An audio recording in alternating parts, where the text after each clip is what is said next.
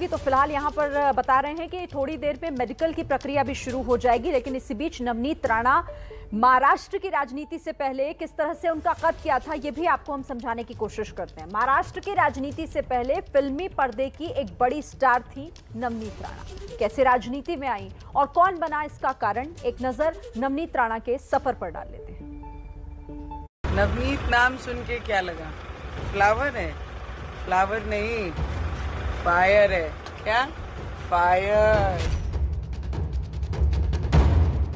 फिल्मों से ही अपना सफर शुरू करने वाली ये राजनीतिक हस्ती अब भी अपना फिल्मी अंदाज भूली नहीं है और आज राजनीति के पूरे कलेवर के साथ महाराष्ट्र के हनुमान चालीसा विवाद में अहम भूमिका निभा रही है।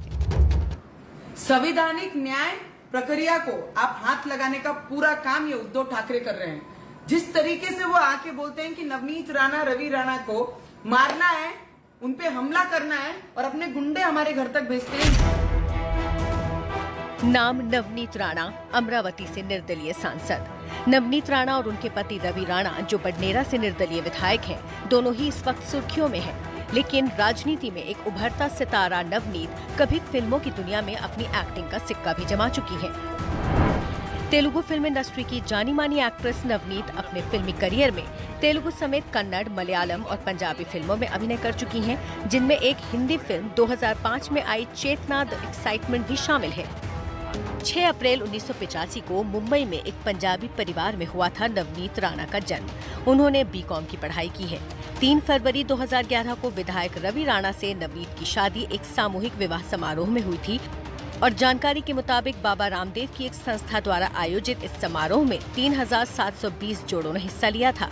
ये समारोह Guinness book of world record में शामिल किया गया था।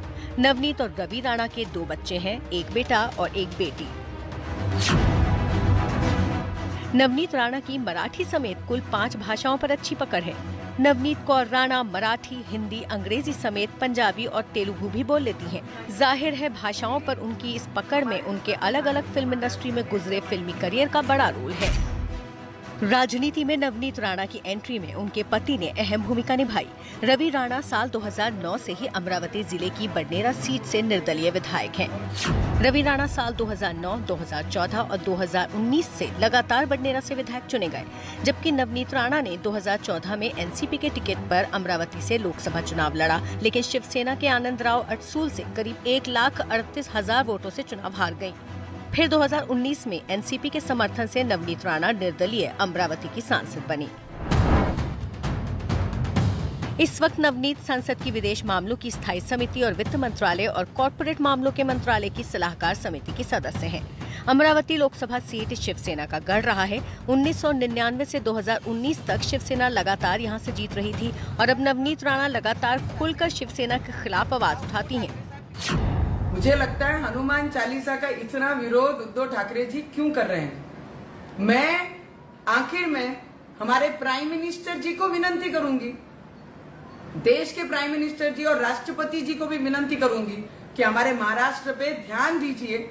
हमारे महाराष्ट्र में जो परिस्थिति निर्माण हो रही है, जो गुंडाशाही हो रही है, जो आदेश पे हर डिपार्टमेंट काम कर रहा है, अगर हमें नजर कैद में और बंद रख सकते हैं, घर के अंदर बंद किया जाता है, पुलिस वाले 10 हमारे घर के दरवाजे के बाहर खड़े, तो मुझे लगता है वो शिव सैनिकों को इतनी रिलीफ क्यों दी गई है।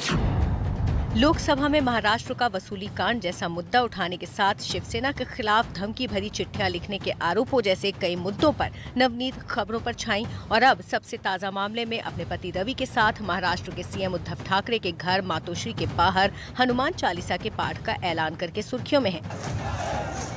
शनिवार सुबह से ही नवनीत के घर के बाहर शिव सैनिक जमा रहे और नवनीत ने अपने सोशल मीडिया से वीडियो जारी कर फिर अपनी चेतावनी को दोहराया। अपने घर के सामने शिव सैनिकों के हंगामे पर बोली, कैसे पुलिस के इतने इंतजाम के बाद भी अंदर घुसे शिव सैनिक।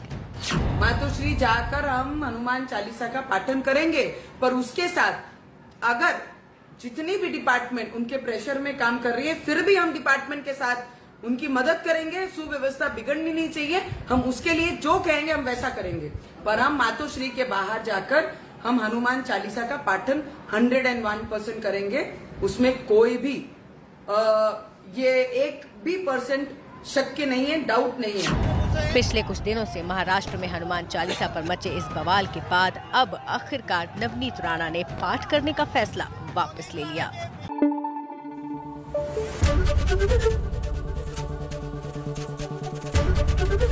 ABP न्यूज आपको रखे आगे।